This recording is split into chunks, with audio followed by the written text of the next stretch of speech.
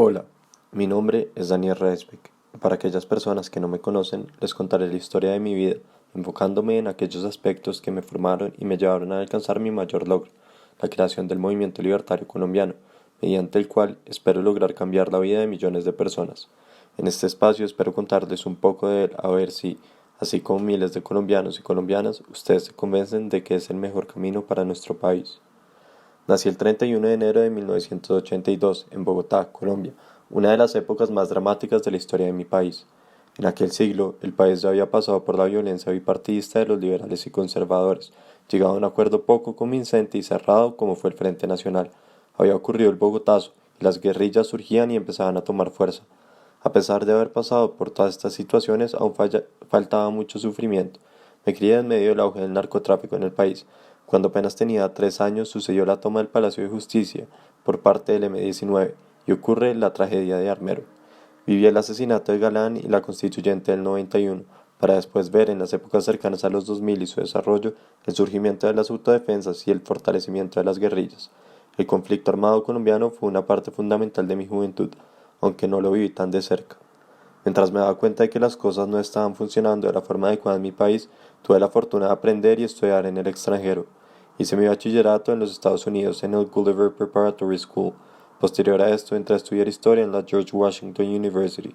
Seguí mis estudios en la Alemania y me dediqué por unos años a la academia. Cuando volví a Colombia, previo a decidir volverme un personaje de la política, fui profesor de la Universidad de Rosario, donde dicté clases en la Facultad de Ciencias Humanas, fui profesor de Ciencia Política y dirigí el Archivo Histórico de la universidad. Para aquellas épocas, yo ya hacía parte del Partido Conservador y decidí lanzarme a las elecciones para la Cámara de Representantes del 9 de marzo del 2014. Lo asumí con gran empeño y dediqué largos meses de trabajo a una campaña que resultó ser poco exitosa. No logré recaudar los votos necesarios para un curul, pero sin importar esto, vi esta experiencia como una oportunidad para el futuro. Mis ideales no se acercaban en su totalidad al Partido Conservador. De hecho, considero que era demasiado liberal para ellos. No encajaba en ningún partido existente, así que empecé a pensar en distintas alternativas. Finalmente opté por una opción que podría sonar un poco desquiciada, pero que hoy en día considero que fue la mejor. Empecé a recaudar firmas de la ciudadanía, logrando obtener 108.000 firmas de personas convencidas de que hacía lo correcto, y así creé mi propio movimiento político, el Movimiento Libertario. De la mano de este movimiento logré ser candidato a la alcaldía de Bogotá, pero eso ya lo mencionaré un poco más adelante. Considero fundamental parar aquí un momento y explicar por qué y bajo qué ideales se fundó el movimiento. Como mencioné antes, mientras me forjaba como persona, la historia de mi país era complicada. Todo siempre resultaba mal. Decidí crear una alternativa que atrajese a todas aquellas personas que estuviesen cansadas del orden establecido, de aquellos políticos tradicionales que, después de todo, solo son corruptos y que cada vez nos quitan más libertades, tomando decisiones que en realidad no tendrían por qué tomar ellos, sino cada individuo. Creí en ese momento y aún creo firmemente que es necesario el surgimiento de una nueva fuerza política que permita al pueblo tomar sus decisiones y que le asegure la libertad, la igualdad de posibilidades y le exija la responsabilidad individual. Estos tres principios irían de la mano de la no intervención del Estado en la economía, la cual debería funcionar por sí sola, el principio de no agresión entre individuos y la defensa del derecho de la propiedad privada. Pero más que cualquiera de las ideas que acabo de mencionar, considero que lo más importante del movimiento es aquello que llevamos en nuestro nombre, que se vuelve nuestra ley, la libertad, evidenciada fundamentalmente en dos ámbitos, la libertad personal y la libertad económica. Nunca he entendido por qué el Estado ha de decirme de qué forma vivir mi vida. Estoy seguro de que los seres humanos somos lo suficientemente racionales como para tomar y ser responsables de nuestras decisiones. Las libertades económicas las considero muy cercanas a la libertad individual. Soy alguien con razón y por lo tanto buscaré, en primer lugar, una fuente de ingreso constante.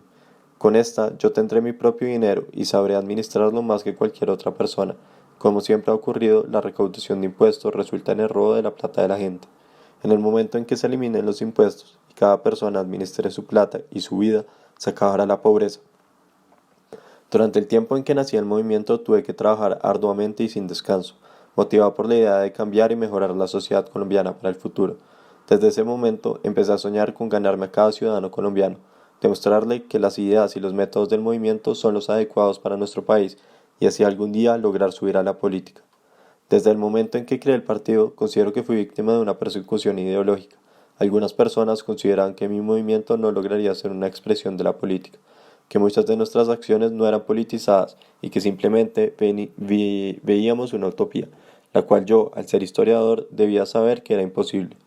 Recuerdo un debate que mantuve con un compañero de la universidad que argumentaba que nadie me creería, que nunca lograría ser realmente un actor político porque nadie confiaría en un desconocido con ideas tan fuera del marco de lo común. Para quienes siguen pensando que somos un grupo de jóvenes rebeldes que no lograrán nada, les recuerdo dos aspectos. En primer lugar, la séptima papeleta surgió de un movimiento de jóvenes rebeldes que estaban cansados del orden establecido, tal como nosotros. Y en segundo lugar, les recuerdo que la política surge como una forma de acabar con la incertidumbre entre los individuos y establecer un orden e idea de sociedad. Nosotros hacemos esto, y, a pesar de los problemas que hemos tenido y que sabemos que ustedes se podrán imaginar, logramos construirnos un espacio en la política. Sabemos que esto será un proceso que nos tome bastante tiempo, así que plasmamos objetivos a corto y largo plazo. Como está citado en el artículo 15 de nuestros estatutos, el movimiento buscará en primera instancia llegar al Congreso de la República, con el fin de adquirir personería jurídica, el estatus legal de partido político.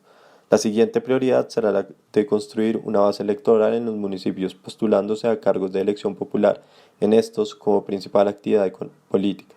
Les corresponde al comité tomar las decisiones que a su mejor entender permitan desarrollar estas prioridades y modificar las mismas cuando lo entienda pertinente.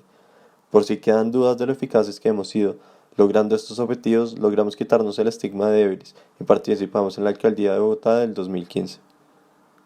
Ahora quiero explicar mejor cómo hemos llevado a cabo nuestro proceso de politización. Así pues, lo primero que hicimos fue identificar una situación de desigualdad, que era la que existía y aún existe de hecho entre la ciudadanía colombiana y sus gobernantes. Luego tomamos conciencia de una problemática, en este caso, el exceso de interferencia del Estado colombiano y sus gobernantes en temas de libertad que deben ser manejados individualmente. Después establecimos nuestros principios y manifiestos. La defensa de la libertad, vida y propiedad privada como únicas y principales labores del Estado, mientras se debe otorgar libertad y autonomía a cada persona para todo lo demás. Y finalmente, movilizamos apoyos, desde la conformación de un partido político hasta la obtención de votos a favor de nuestro movimiento. Además, el simple hecho de participar directamente en política, buscando llegar a los cargos públicos más altos, demuestra la politización de nuestras acciones y ideas, que buscan cambiar el orden social para administrar de mejor manera los conflictos existentes. También quiero hablar desde las ideas que nos han influenciado y que influyeron en mi idea de crear este movimiento. Primero, debo mencionar la gran inspiración que ejerce en mí las ideas de Locke. Él, como yo, estaba convencido de que la injerencia del Estado en la vida ciudadana debe ser mínima y debe limitar a la defensa de la vida, la libertad y la propiedad privada, bases de nuestro movimiento. Adicionalmente, hemos tenido la fuerte influencia de las ideas anarquistas y especialmente anarcocapitalistas, ya que consideramos que el Estado solo es necesario en una mínima medida, explicada anteriormente, y que su rol se puede suplir por las acciones individuales impulsadas racionalmente, con el fin de generar un capital y administrarlo de la mejor manera. En otras palabras, el mercado, el capital y la mano invisible, además de la racionalidad humana, son suficientes para no necesitar un Estado limitante. En este sentido, consideramos que nuestras acciones políticas y politizadas conllevan necesariamente a cierto grado de poder. Nuestro poder puede ser considerado como directo y obligatorio, ya que al participar directamente en política y esperar a las altas instancias de los poderes ejecutivo y legislativo, buscamos incidir directamente en el Estado, la organización de la sociedad y la vida de la ciudadanía colombiana, al defender nuestros ideales y ligarlos de manera clara con la nueva estructura del Estado. Es necesario mencionar que eso es precisamente lo que buscamos, cambiar radicalmente el Estado. Como ya lo mencioné, el nuevo modelo de administración que planteamos es cercano al anarquismo, por lo cual estaría basado en el principio de no agresión, que es básicamente un contrato social establecido sobre la confianza y autonomía individual. Esto conlleva que nuestras formas de poder sean diferentes a las del Estado como lo conocemos. Usemos principalmente la persuasión, como lo hemos hecho hasta el momento en nuestras campañas, y seguiremos actuando de esta manera en el modelo de Estado que proponemos, utilizando la coacción solo en la última instancia, a diferencia de cómo suele ocurrir en el Estado actual. Por otro lado, ese poder que tenemos proviene de esta persuasión, pero también de la confianza que ha depositado en nuestro movimiento la ciudadanía.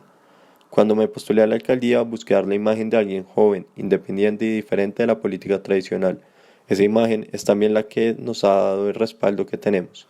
Hemos logrado nuestra actuación en el marco político gracias a dos recursos de poder principales, el poder simbólico y el poder material. El poder simbólico se encuentra en el prestigio que nuestras ideas han adquirido gracias a la transmisión oral de nuestras intenciones. Aunque aún no muchos conozcan o estén directamente relacionados con el movimiento, nuestras propuestas han adquirido valor en la mente de muchos ciudadanos. Como ya lo he explicado, nunca hemos logrado llegar a un cargo político determinante en la toma de decisiones, pero los ideales que tan firmemente cargamos han sido difundidos en el intento de direccionar la actuación de otros líderes políticos para vernos representados en su actuar. Claros ejemplos de esto son el manifiesto que tenemos del que ya he hablado, nuestras redes sociales y en general la constante puesta pública que intentamos tener frente a la afiliación que tenemos a problemáticas políticas puntuales. Además, menciono el uso de recursos de poder materiales, pues mediante recolectas de firmas logramos la consolidación del partido y la postulación de un representante del movimiento a la alcaldía de la capital, junto con otros cargos públicos. Siempre hay opositores y partidarios a los partidos políticos, más en un país como Colombia, en donde pareciera haber uno para representar los ideales de cada quien. El poder es legítimo en tanto la población considere que sigue el sistema de valores que ha sido instaurado, siguiendo, como dice Hannah Arendt, que la autoridad que ejerza mediante consentimiento y no a la fuerza. El movimiento libertario que hemos consolidado a través del tiempo es legítimo, quizás subjetivamente, ante él, que se sienta representado y valorado en el marco ideológico que proponemos. Realmente nos deslegitimaría según Arendt y difundimos nuestras propuestas adquiriendo poder de forma justa y transparente, colaborando para que cada colombiano comience a darse cuenta de que el Estado opresor no está solucionándonos la vida, sino generándonos angustias y desigualdades.